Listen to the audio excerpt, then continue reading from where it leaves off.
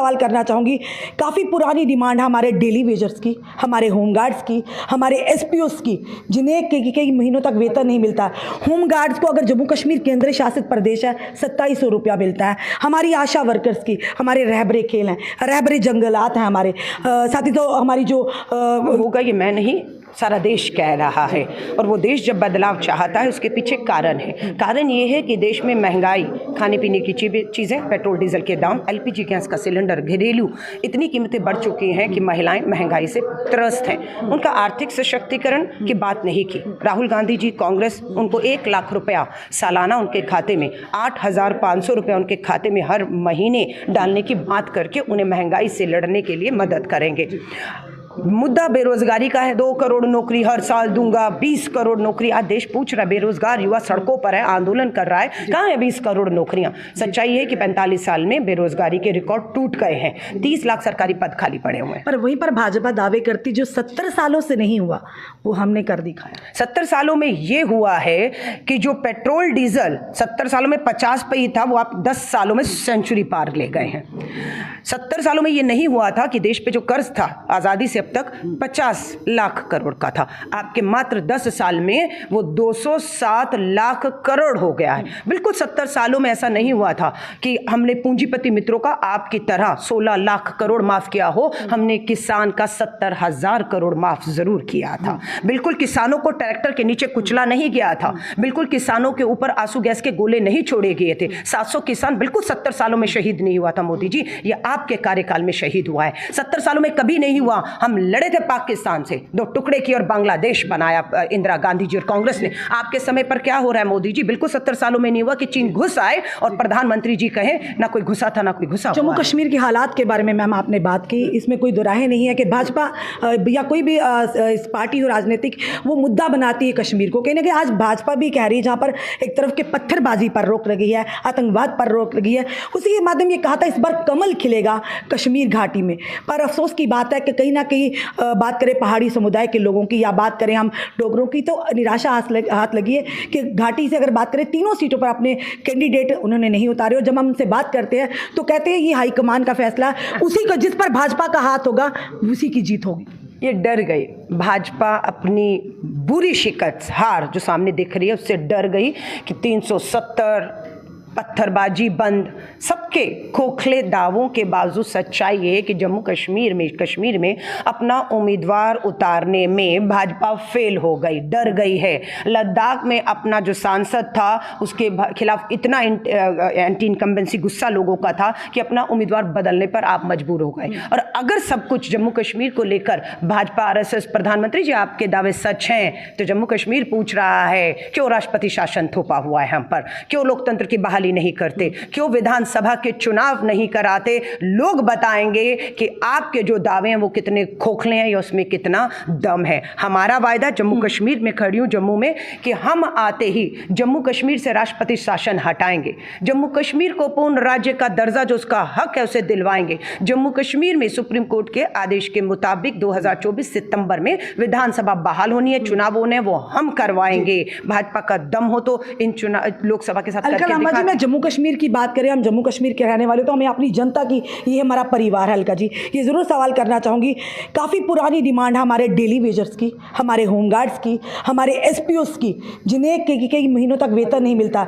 Home guards को अगर जम्मू कश्मीर केंद्र शासित प्रदेश है 2700 रुपया मिलता है। हमारी आशा वर्कर्स की, हमारे रहबरे खेल हैं, रहबरे जंगलात हैं हमारे, साथ ही तो हमारी जो यानी कि सोशल वेलफेयर डिपार्टमेंट की जो हमारी महिलाएं हैं, आए दिन पेंशन्स की बात करें तो क्या आप इस बार इस मैनिफेस्टो में क्या लेकर आते हैं, या पहले के वादे या अब के दावे, ये बताइए। देखिए, मैं शिव टाइम्स की आप महिला पत्रकार हैं और आपके सवाल लोकतंत्र को ताकत देने वाले, जिनके बारे में भी आपने मुझसे सवाल पूछा है, मुझे नहीं, अगर आपको भी सुन लेंगे उन्हें हिम्मत मिलेगी, उन्हें ताकत मिलेगी कि कोई तो है जो हमें लेकर सवाल पूछ रहा है।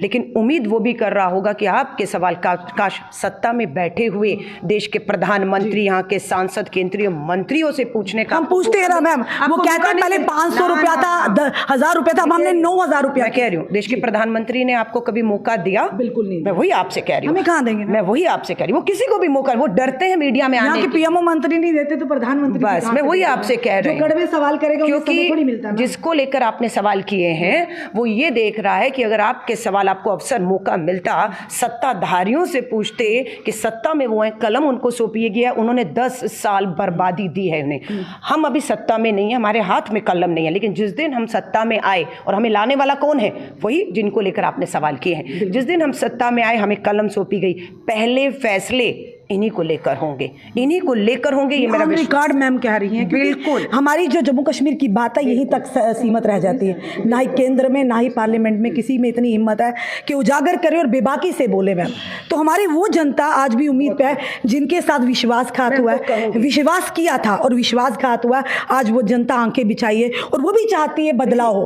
आप जो सवाल कर रही हैं ना, श्री राहुल गांधी जी ने कन्याकुमारी से कश्मीर तक भारत जोड़ो यात्रा की, और आपको मालूम है ये सब लोग राहुल गांधी जी से आकर मिले, क्योंकि प्रधानमंत्री जी के पास समय नहीं इनको मिलने का। राहुल गांधी जी की यात्रा का मकसद यही था कि इन सब लोगों से मिले, इनके साथ हो रहे अन्याय को हम सुने, और कैसे न्याय हो वो हमारे न्याय पत्र में, हमारे घोषणा पत्र में वो वायदे हैं। आप भी एक महिला है, ये भी महिला है, हम भी महिला, आप किचन में तो काम करती होंगी, या आप भी स्मृति ईरानी जी की तरह उनका ऊपर से खाना आता होगा, क्योंकि एक बार जब 413 के सिलेंडर तो उन्होंने मनमोहन सिंह जी को चूड़ियां भेंट की थी। आज वो स्मृति ईरानी कहीं दिखती नहीं है, तो वो भी महिला ना, वो भी अपना किचन में चलाती होंगी, उनका भी बजट हिलता होगा या नहीं हिलता। भाजपा की जो महिला नेताएं हैं, जो मंत्री हैं, केंद्रीय मंत्री हैं, वो संवेदनशीलहीन हो चुकी हैं, बिल्कुल संवेदनाएं खत्म है। निर्मला सीतारमण जी से कहिए प्याज महंगा हो गया तो कहती मैं तो प्याज खाती नहीं हूँ, है ना। अगर आप स्मृति ईरानी जी से पूछिए कि 400 के सिलेंडर पे आप ही बता रही हैं चूड़ियाँ तोड़ती थी, सड़कों पर सिलेंडर लेकर बैठी रहती थी, और अब 900 पार 1000 पार सिलेंडर पहुँच चुका है। आज चुप्पी क्यों है? क्योंकि आपने ठीक कहा, उनका गोवा के अंदर आपको मालूम है सिली सोल बार एंड क्लब चलता है, जिसको लेकर सवाल भी उठे, और वहाँ पर जिस गाय माता का वो यहाँ पर आडंबर करते हैं, है ना, वो सब झूठ बोलते हैं। बुच्चड़ खानों में जहाँ गाय माता काटी जाती हैं, उनसे इलेक्टोरल बॉन्ड में इन्होंने चुनावी चंदे लिए हैं उन बुच्चड़ खानों से जहाँ पर खान। और स्मृति ईरानी के रेस्टोरेंट में जो गोवा में वो खुलासा हुआ था, है ना, कि वहाँ पर भी बीफ सर्व की जाती है। सो कोई जवाब नहीं है। ये संवेदनहीन महिलाएं, बलात्कार हुए, उन्नाव का विधायक भाजपा का कुलदीप सिंह सेंगर, राम दुलारे, हरियाणा का मंत्री संदीप सिंह, आपका कुलदीप से ब्रजभूषण शरण, स्मृति ईरानी महिला बाल विकास मंत्री है ना, बेटियों के साथ, नाबालिग बेटियों के साथ बलात्कार हुए, यौन उत्पीड़न हो रहा है, साक्षी मलिक न्याय मांग रही है, बिल्किस बानो न्याय मांगती है, आप बलात्कारियों को रिहा करते हैं, लड्डू खिलाते हैं, हार डालते हैं। राजनीति में सब जायज है फिर? नहीं, राजनीति में जो एक पार्टी की छत्र छाया में आगे, भाजपा के लिए, भाजपा आरएसएस के लिए सिर्फ सत्ता और उनके पूंजीपति मित्र सर्वोपरि हैं, उनके लिए और कुछ भी नहीं है। देश का संविधान ताक पे है, देश का लोकतंत्र ताक पर है। देश में धर्म के नाम पर प्रधानमंत्री जी खुद मुसलमानों का नाम लेकर किस तरीके से भड़का रहे हैं, ये आग लगाने का काम है। चुनाव आयोग को लिखित में शिकायतें कर दी गई हैं। अब देखना होगा कि प्रधानमंत्री जी इस देश के कानून से ऊपर हैं या कानून बराबर है सबके।